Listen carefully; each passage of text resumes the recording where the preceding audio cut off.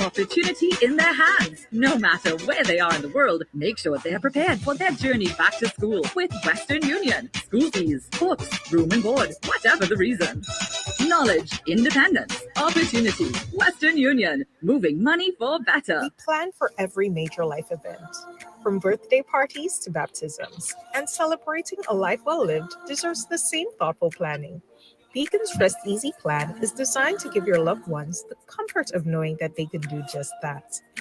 With no underwriting and cover for up to 6 family members that includes certain injuries, this plan can be yours for as little as 75 cents per day. Call us at Beacon or log on to beacon.co.tt for more info today. This is Power 95, and we are stepping inside of the ladies' room. Scratch Master with you, and I have a very special guest that I'm going to be speaking with this morning. Gotta say, top of the morning to Mr. Michael Archibald. How are you doing today, sir? I'm doing fine, and good morning to you and to your listeners. Yes, man. How are you managing in the midst of everything that's happening right now? Keeping very quiet, keeping safe, following the protocols.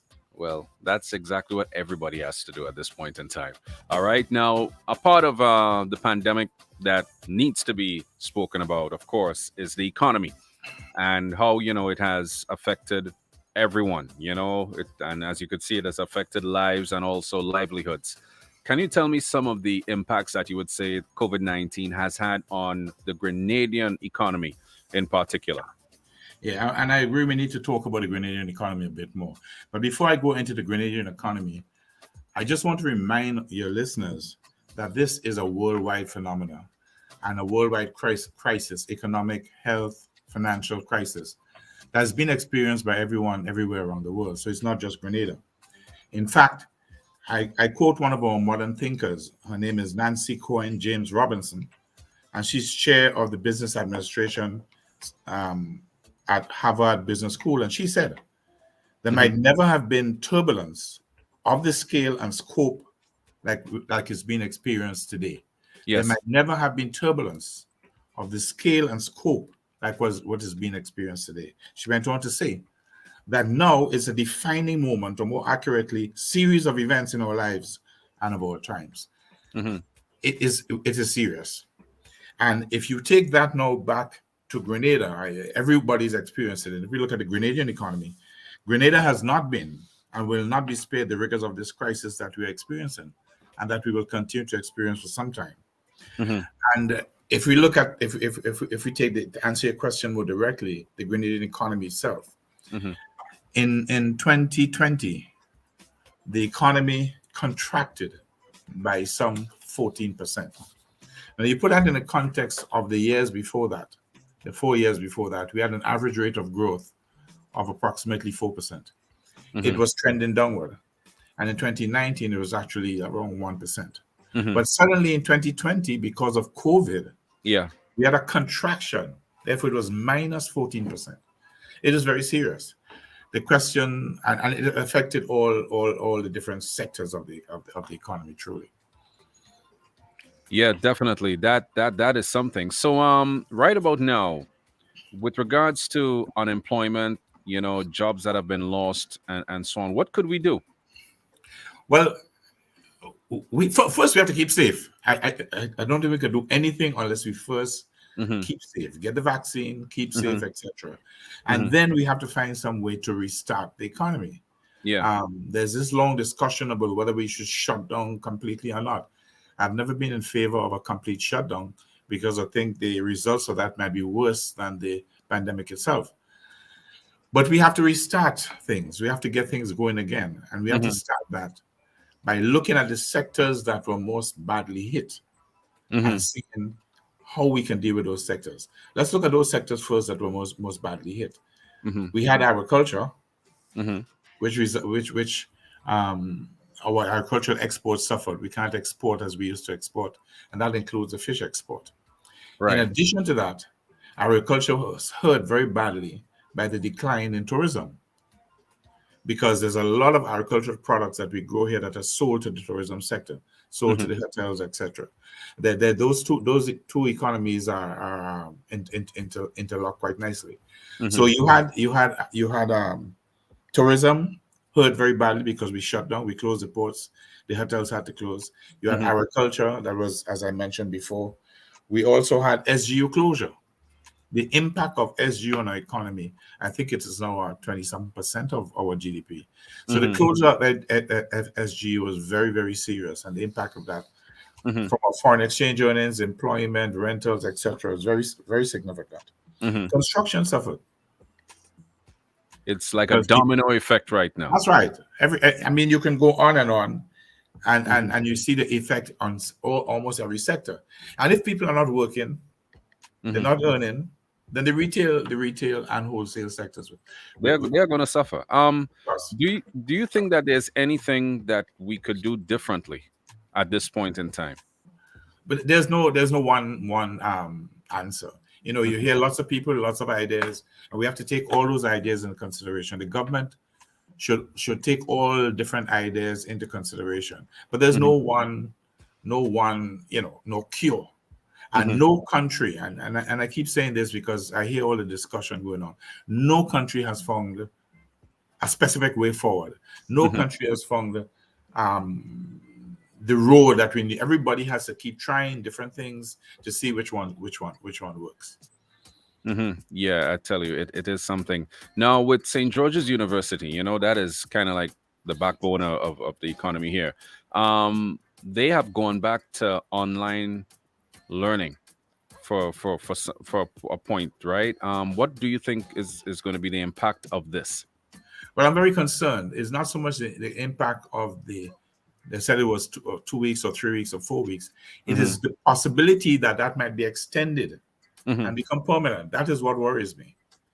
If that becomes permanent, then you will not have the need for all these rental apartments that were built and constructed that people have to pay for. It will also impact our foreign exchange earnings because these people come in and they spend money. You have 4,000 or 5,000 students, they're spending money. And their source of their money is outside, is US or Canadian or English, British pounds or wherever. And they all bring that money in. School itself earns a lot of money and hires, I don't know the size of the staff in the school, but it's huge. So I'm saying 2 weeks, 3 weeks, not a big deal. But if it becomes permanent, or if it becomes in a way that said, okay, I'll do half my classes, the impact will be very serious. So my hope is that we here in Grenada do what we need to do. The school succeeds in their own efforts to curb and control the virus on campus, and we do what we have to do with regard to the vaccine and the protocols, etc. So we get this thing under control within a reasonable time. We're not going to go back to pre-COVID times very quickly, but we can get to a stage where we can live with it if we do what we need to do. And I think that's my concern here, that this thing is not extended by SGU. I think countries in general have to learn how to live with COVID. Yes. All right. Because as we both agree, it is not going to go anywhere anytime soon. You know, it's not like if the rain fall today and, all right, rainfall for a day or two and you're back to normal. Living with it is I think is a challenge because it's something that we haven't in our lifetime experienced, right? Meaning a pandemic. That's right. The last pandemic was in the 1920s or somewhere around there. It was a long time ago. So I think understanding how to live with it and, following the protocols, getting vaccinated and so on, because if it is, you look overseas, right? You look at the UK, you look at the US and so on.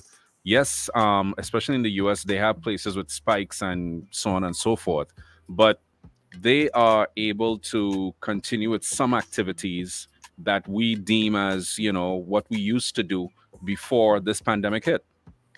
Yeah, everybody is adjusting and finding ways to live with this pandemic. And we have to do the same thing. We are a little bit behind because this is our first real wave.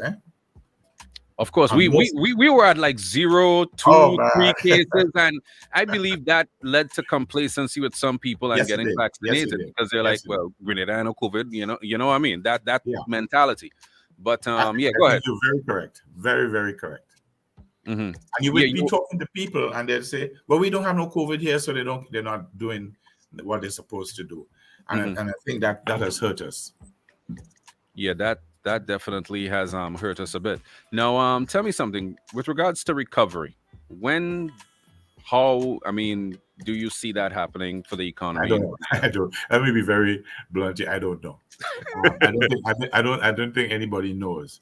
Mm-hmm. Um, First and foremost, let's get this thing to a level in which we can live with it, and Mm-hmm. then we have to rebuild the economy. And the government, in doing that, there's certain things the government is going to have to do. Mm-hmm. But there are things that we have to do as a people. The Mm-hmm. government has to find a way to reopen foreign investment. The people be attracted to come back again, and Mm-hmm. that goes straight to your tourism industry. It Mm-hmm. goes to your agricultural industry. It goes to SGU, and then actual foreign direct investment. Mm-hmm. So they have to look at it sector by sector. I say Mm-hmm. nobody has any I mean But bright. weren't there some projects that were due on the way, hotels and so on, that Yes, construction there? yes, yes. Right. You mean You have, added to that?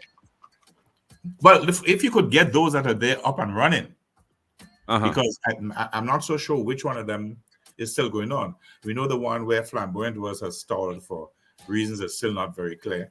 Mm-hmm. There's one in St. David's. Yes, the Then one in St. David's. right, there's one up in Sotes. Mm-hmm. If they have stopped or slowed down or uncertain to get those going, Mm-hmm. and try to start attracting again foreign investment again, Mm-hmm. which is going to be difficult because most countries have suffered from this COVID. Mm-hmm. Right, and then you have to say, okay, how do we get agriculture back going? So we get our exports going back in agriculture, and even to export into places like Trinidad, which might seem small, but it's still important. But we export more agricultural produce. We need to start doing that again. So Mm-hmm. government has to find a way to make sure that we jumpstart or we get agriculture going. You have the Agriculture is tourism. important. Oh yeah, yeah, and then you have the tourism sector, Mm-hmm. which has a way of jumpstarting things if you can get the tourism sector. People talk about it's uncertain sector. I don't buy that too much. That is more uncertain than any other sector. Mm-hmm. But you got to get that tourism going again. Let's talk about the cruise ships. We got to get the cruise ships coming back. Mm-hmm. One of the things I like about the tourism sector, if you look at it as a whole, Mm-hmm. there's so many facets of it. That is correct. It's not just, as people like to say, oh, the rich hotel owner. Mm-hmm. That hotel employs hundreds of people, each one of these hotels. And Mm-hmm. these people come from all over the country and all different income levels. Mm-hmm. Then you have the vendors that sell to the tourists. You have the tour operators. And there's a sector that is slowly developing, and I think the government should really pay attention to that sector. Grenadians who are doing small things in the hotel sector, Mm-hmm. Linked to tours, linked to ownership or leasing of the tourist attractions. Look at what that young couple did at Annandale with that Mm-hmm. bar, etc. There's a sector there that is beginning to move, or was beginning to move, of Grenadians with ideas. Mm-hmm. We're saying, look, all these tourists are coming, and we have all these resident Grenadians. What do they do on a weekend? What tour can I arrange? What this can I arrange? What that can I arrange? And you're beginning to see a sector coming out there, and I hope we can get that sector going again, because that is largely owned by Grenadians, which feeds off the larger tourism sector, but owned by Grenadians. But again, this whole thing is like a double-edged sword. It's like a challenge because okay, tourists come to Grenada, all right. Now, everything you mentioned there is all well and fine with regards to going out in the day. You have the different tours and so on and so forth, but it is I mean, at this point in time with curfew in place, and we all respect and know what the curfew is there for, right? There is not any nightlife. No, We can't have any nightlife at this point in time, and that is also a part of tourism, because before the pandemic, we all know what Wall Street used to look like. Mhm. All the different places that tourists would venture and so on and so forth. So it's not, I mean, if I wasn't from here and I'm coming here, I don't only want to go out in the day. You kind of want to see what nightlife there is, But and there isn't any now. that's a challenge facing us. Mm-hmm. That's a challenge facing us as a community, as a people, and facing the government. How do we get back to a level that certain things can start happening again without creating another wave of the pandemic. And I mean, it is going to be trial and error. But what do we do? Just sit back and say we're not doing anything? We can't do that. So we need to get, you mentioned the entertainment industry. That has been disseminated by this virus. And we have lots of talent in the entertainment and music industry. We got to find when I say we, the people in each sector have to find ways to bring those sectors back under the overall guidance of the government. And one of the problems I have is that we wait on government for everything in Grenada. Everything is government this, government that, government here. A part of that is the politicians' fault. But we as a people have to say, this is what we want to do, and try to decide how we're going to go about it individually, collectively. And one of the first things is, and I keep coming back to it because nothing can happen unless we do that, and that is to take personal responsibility for our own safety and for the safety of the people around us, our families, etc. We get in there. If you look at what has happened with the vaccines lately, we get in there. We have a long way to go.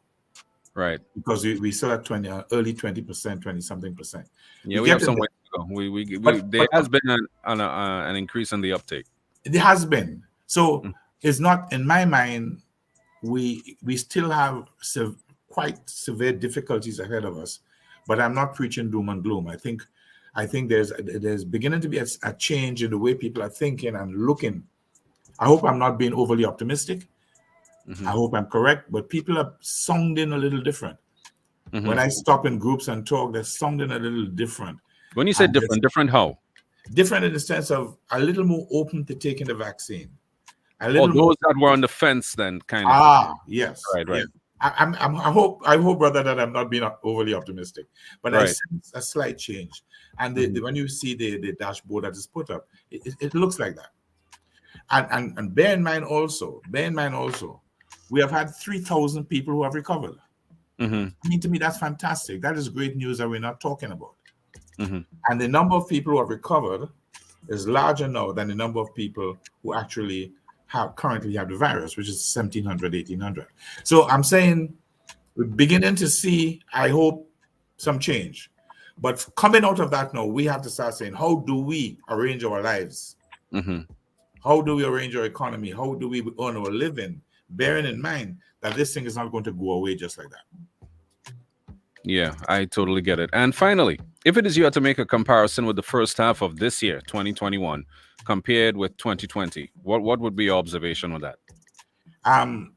There seems to be, and I have no data, so it's just what I hear. I want to be clear on that. I listened to the Minister of the Economy, he was talking to the United Nations.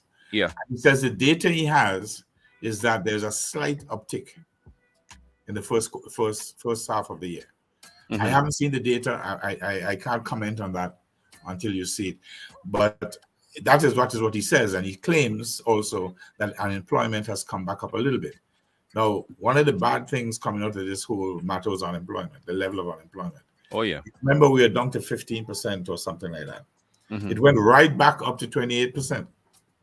Now, he claims that it is edged back down to the low 20s, maybe even 20%. If that is so, that is a very good sign.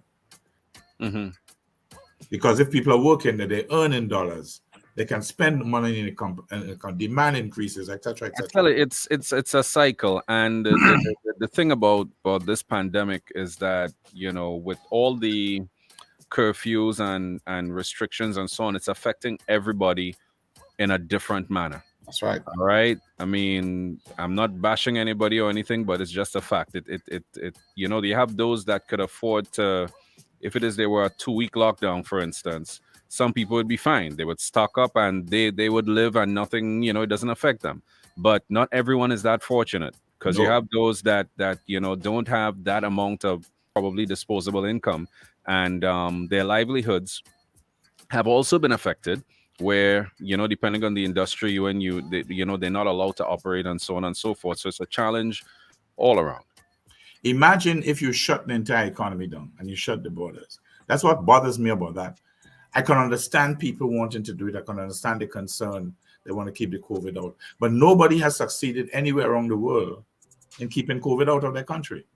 And you have people who have shut their borders for 20 days, etc., and they have not succeeded. So I'm not so certain as an answer. But go to what you just said. If you close the economy, if you have longer shutdowns than we presently have, how are people going to earn their living? They cannot depend on stimulus packages from the government forever. Nope. Right? And some people might be able to do it for 2 weeks, some people by 4 weeks, going back to what you just said. But how long can the average Grenadian stay without earning some money, without earning his living? And I would argue it's not very long. And therefore, you run the risk of creating social upheaval. Because if I can't feed my family, what am I going to do? Some people get desperate. Yeah. So we have to open things out. How we do it will always be a subject for discussion and disagreement and that kind of stuff. But we have to find ways of opening it up piece by piece to keep, and then people's ingenuity take over. Just one bit of good news. People seem to be finding ways of changing the way they earn their living right now. Oh, yes. And imagination and innovation is coming to the forefront. So under all that doom and gloom, there is some innovation taking place. And people are finding ways to earn a living. They have to. But let me tell you this. This is an observation for me. I was on vacation recently, and I was in the States, right? I was in the States. I went away. And one thing I noticed in the States, right, is that a lot of businesses cannot find staff to work. It's like the jobs are there. But it's like some people have managed to figure out other ways of earning income. And you have a lot of these stores and so on, and they literally almost everyone has up a sign, asking, saying that jobs are available. And that is quite concern for the U.S. administration right now. Oh yeah, you have two aspects of it. One aspect is there's some people, unfortunately, once they get on these stimulus packages, decide they're going to stay there and they're not going to work.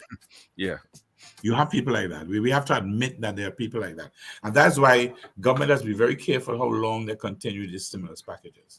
It's necessary that's right. Necessary as they are right now, how long they continue them. But on the other hand, you have people who are going out and say, listen, I'm gonna make my way. And you have all kind of small businesses that the people are finding a way to succeed. And we need to encourage that, because the small business sector was disseminated, was really hit very hard by this whole pandemic. But now you're seeing people are doing things, and you've seen it around. If you look around, people are finding ways, and that is what we need to encourage. In fact, government, in my mind, needs to find a way to identify those efforts and encourage them. How? I don't know, but they have to find a way. One positive I would say that has come out of this pandemic is that certain business places have changed how they do business and utilized technology with regards to how they operate, which should have happened before. But some of them, they definitely have changed how they operate. Simple things that we take for granted, but certain things I should say. But some of them have definitely utilized technology more in how they operate. Definitely. I think we have to be concerned. I don't know how much time we have, but I think we have to be a little concerned about, or not a little concerned, but concern is inflation. The price of food is going up quite noticeably. This inflation we are seeing is still in total fairly low, but it's being driven by increases in the cost and price of food and food items and fuel, gas. Fuel went up. That's right. Those two are going up. The thing with the fuel that worries me, not the fuel, but the food prices, is that it's being caused by increases in the price of transportation. Getting a container of food from the producing end down to us here has gone up quite remarkably. Mm-hmm. And then you have congestion on a lot of ports and delays. You have the what I call the production line. You start making the thing here where it is grown, it comes onto the ships, it comes on here. That whole line there is being disrupted by COVID. What all of that is doing is driving the price of foodstuffs up. Yeah. So we have to be concerned about that. And that leads us back to the age-old question of eating what you grow. Because the price of foodstuffs is going to continue going until this whole thing is sorted out. And if we can change our thinking a bit with regard to what we eat, from the one we like to talk about is chicken. Mm-hmm. Chicken is amazing. We import so much chicken, is unbelievable. But outside of chicken, we import too much food. And we are using foreign exchange, which we no longer have because you don't have the tourism, right? You don't have the exports of agricultural products. Mm-hmm. It's that same foreign exchange to buy the same food which we could have done, sustain for yourself locally. Yes. Without having that reliance on for certain things overseas, you know, you could feed your nation. Yeah. It's not easy. I mean, it's an open economy. All these little economies are open. And the whole world is interwoven and interconnected. And people see what other people are eating on TV. And you have all the mass advertising, etc. You can't just change this overnight. Mm-hmm. But it's something that needs focused attention. And to me, it has to start down in the schools. You know, they have these school feeding programs. Mm-hmm. That should be focused around locally grown produce. You have to feed the hospitals, etc. So the government-controlled entities, in other words, is to me where this whole thing has to start. And hopefully, as people come out of the schools, they're accustomed to eating more of what they grow, and that will help. Again, there's no one answer, but it needs to be done. All right, Mr. Archibald, definitely was a pleasure speaking with you this morning inside of the ladies' room and talking about the economy and the other aspects of it, and, you know, getting some perspective from yourself. Okay. Happy to be of help, sir, and good morning again to your viewers. All right. Stay safe, sir. All right? Good. All right. Definitely. Mr. Archibald right here on Power 95 inside of the ladies' room. Stay right here. We got a lot more coming up. Scratch Master with you inside of your Power Fix.